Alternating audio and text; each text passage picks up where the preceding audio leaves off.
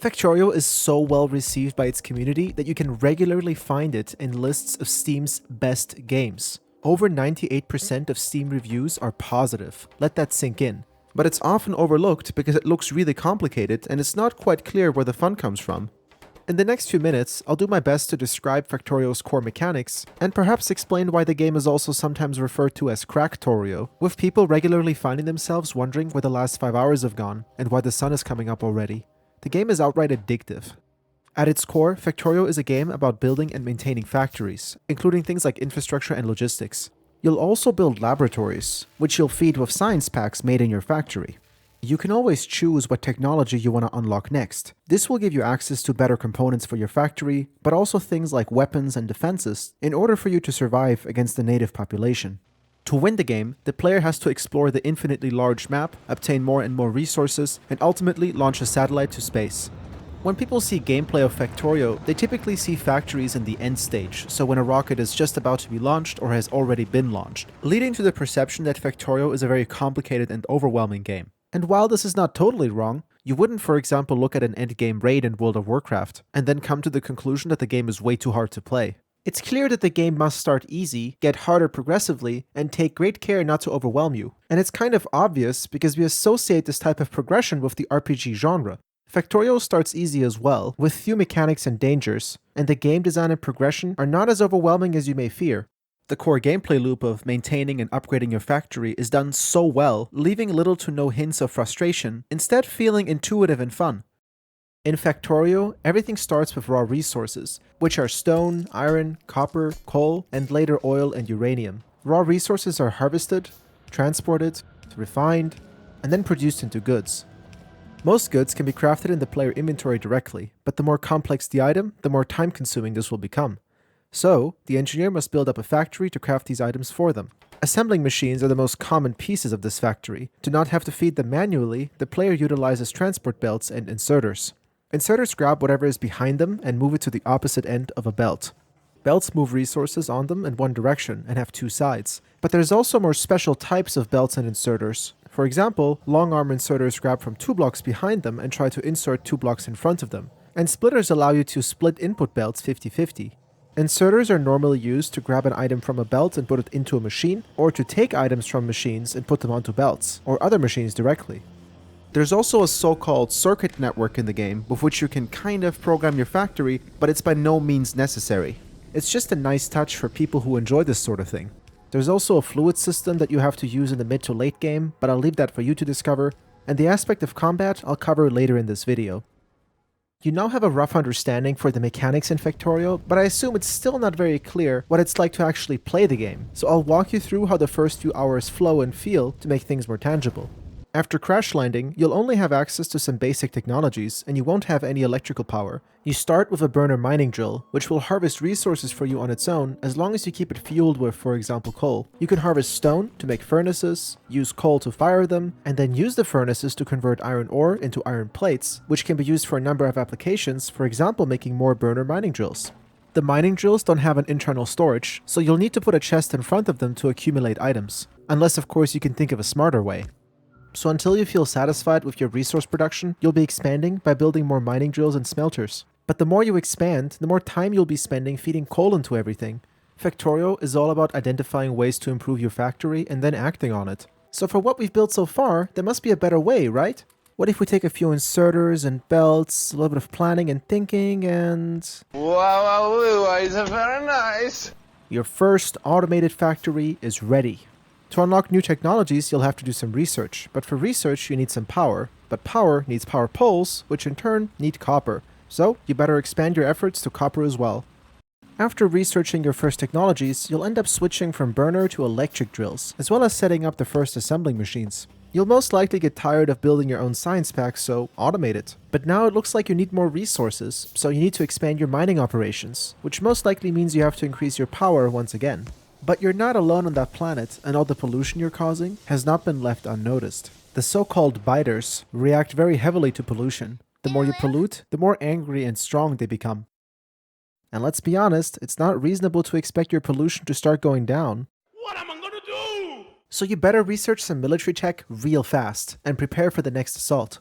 But to get access to better and better tech, you'll have to make increasingly complex science packs, which take a lot of resources and will require oil processing sooner than you may think. To facilitate this future expansion, you may want to start by automating transport belts, inserters, assembly machines, miners, or power poles. And with that, the resource demands are steadily increasing, the biters keep getting stronger, but your existing resource patches keep getting smaller, making it necessary for you to go out there and find new ones.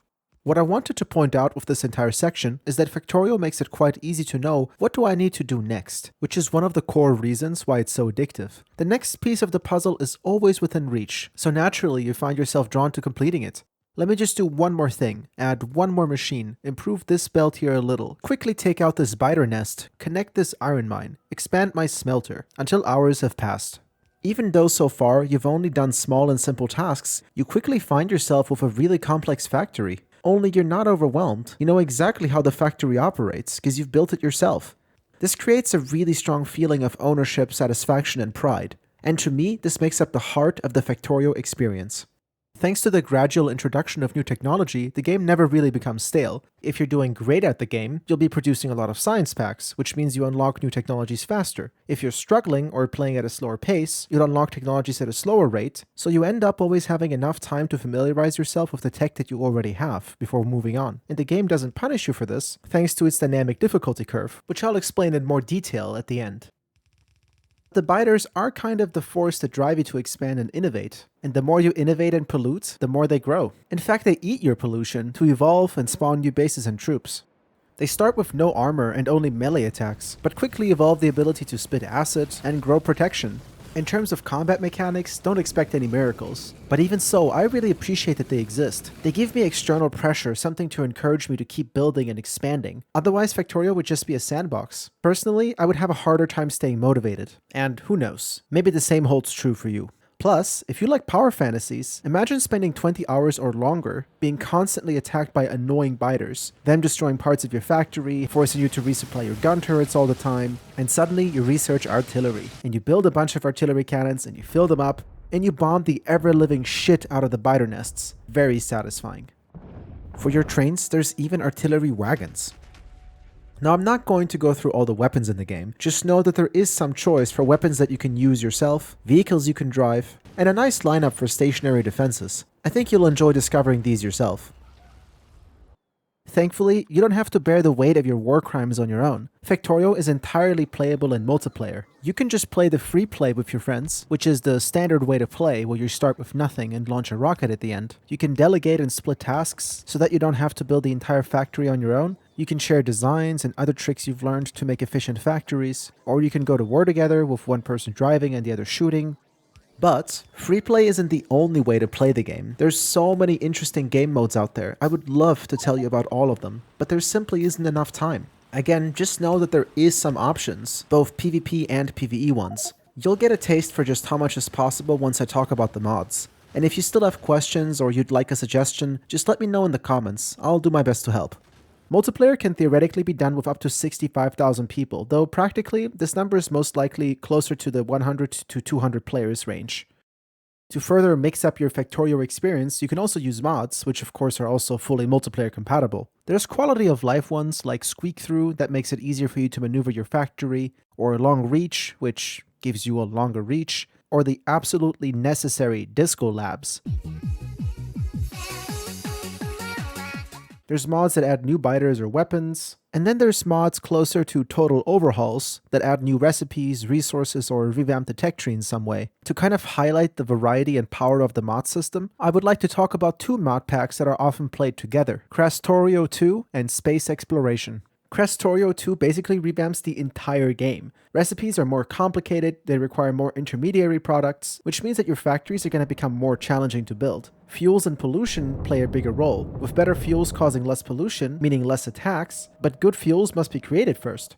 You can even grow your own trees to cut down on pollution and later use air filters to clean the atmosphere. There's new types of resources like rare metals and mineral water. Of course, this is all complemented with an entirely new tech tree. And once you're done with the base Factorio mod pack, you can move on to space exploration. Can you guess what it does? You should be able to from the name if it wasn't so absolutely freaking insane. Space exploration adds not only other planets to the game, it adds entirely new solar systems. You have to eventually build a factory in space, which of course uses entirely new production buildings and requires completely new resources that only exist on other planets. You have to use the satellites that you launch to scan for other locations. You build a spaceship to travel around. But to reach this new tech, you'll first have to colonize like half a dozen planets to get access to new resources. So suddenly your entire factory will have to rely on factories on other planets, which in turn might require supplies from other factories on other planets. This dials the complexity of Factorio to over 9,000. What, 9,000?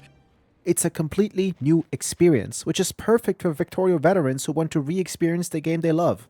Now, of course, not every mod pack is going to be as amazing as Factorio 2 in space exploration, but I think it's still a good example just to show you how far the mods can go and how much love people have already put into expanding Factorio's base game. And you can enjoy all of this for free. And if you join a server or load a save game with a different mod pack than your own, the game will automatically sync up and download any mods that you don't have. Just click 2 buttons and wait.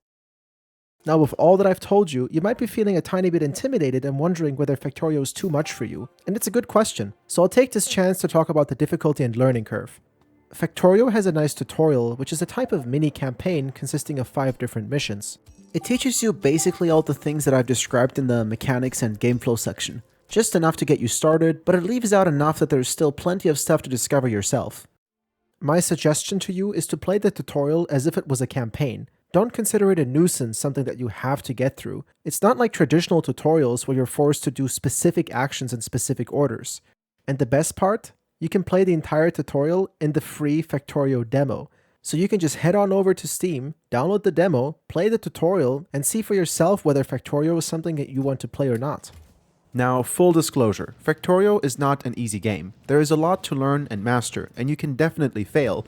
But still, I'd like to again emphasize that Factorio has a dynamic difficulty curve. What's so ingenious about the biters is their link to pollution. If, as a new player, you take a lot of time to build a small factory, then your pollution footprint is relatively small, meaning less evolution and less attacks. Experienced players who kick the industrial evolution into overdrive will instead generate massive amounts of pollution, resulting in more and more attacks. This results in a brilliant difficulty curve always suited to the current playstyle, and it means that you can just play at any pace. The game will adapt naturally and feel fair.